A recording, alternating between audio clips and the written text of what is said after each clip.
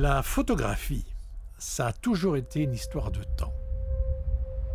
Des millièmes de seconde pour les premières Formule 1, des 125e pour les baisers au coin des rues, des secondes entières pour changer les lacs en miroir et les cascades en traînées. Les souffles suspendus dont naissent les témoignages, les œuvres d'art, les cheese et les wistiti dont on fait les souvenirs de famille. D'instant en instant capturé, l'histoire de la photographie s'écrit. Celle de Panajou commence il y a 160 ans.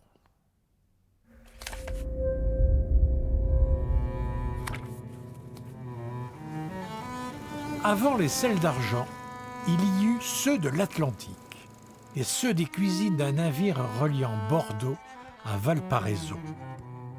Henri a 20 ans lorsqu'il décide de prendre la mer.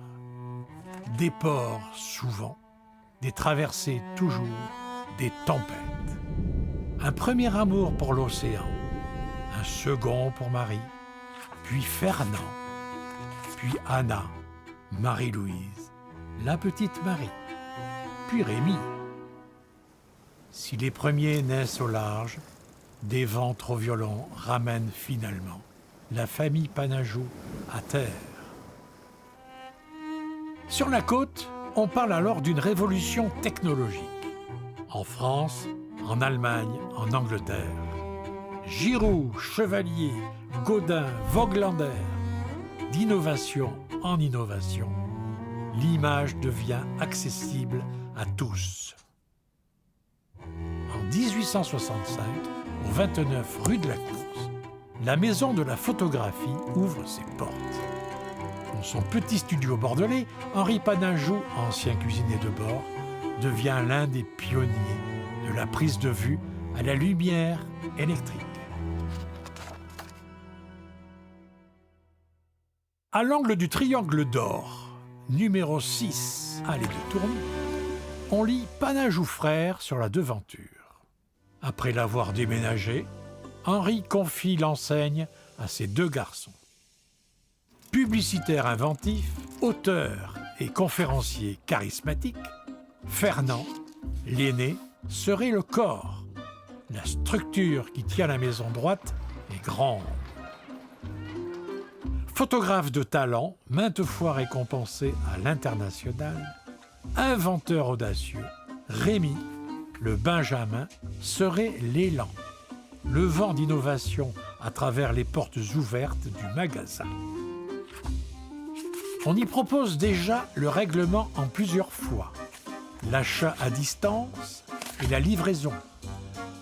On y lit la Gazette de Fernand, publiée tous les 15 du mois. On y trouve le lynx de Rémi, aux côtés des meilleures chambres du moment et du Kodak Brownie.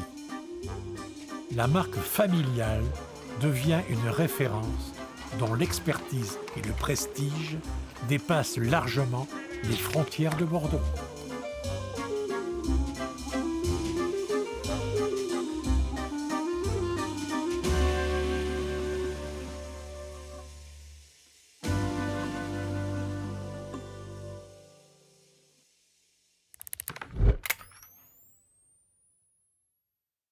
Le collodion a laissé place au film, puis l'argentique au numérique. Tour de garde du savoir-faire photographique, la maison Panajou s'élève aujourd'hui sur 5 étages. La Gazette est publiée en ligne, un podcast y accueille les grands noms de la photographie française contemporaine. Le lieu a changé d'échelle, mais conserve son essence. Un nouvel objectif tout de même, celui de réunir les enseignes dont l'histoire est riche et la passion vibrante. Ainsi, Photociné du Cirque, point de vente historique du 3e arrondissement de Paris, porte aujourd'hui le nom d'Henri et des deux frères. Numérifote, spécialiste toulousain dont l'expertise rayonne dans toute l'Occitanie, rejoint également l'aventure. Objectif Riviera est la plus jeune enseigne du lot, mais fait déjà référence pour les photographes niçois. Voilà 160 ans que le nom Panajou accompagne chaque révolution photographique.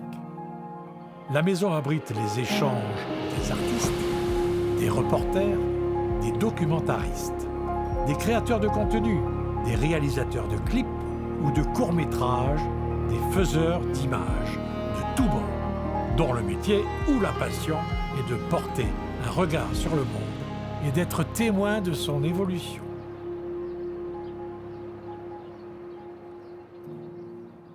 L'histoire est avant tout un élan. Les premières foulées d'un mouvement dont les nouvelles générations prennent le relais. Ce documentaire a été réalisé par les plus jeunes gens de la maison, les petits derniers.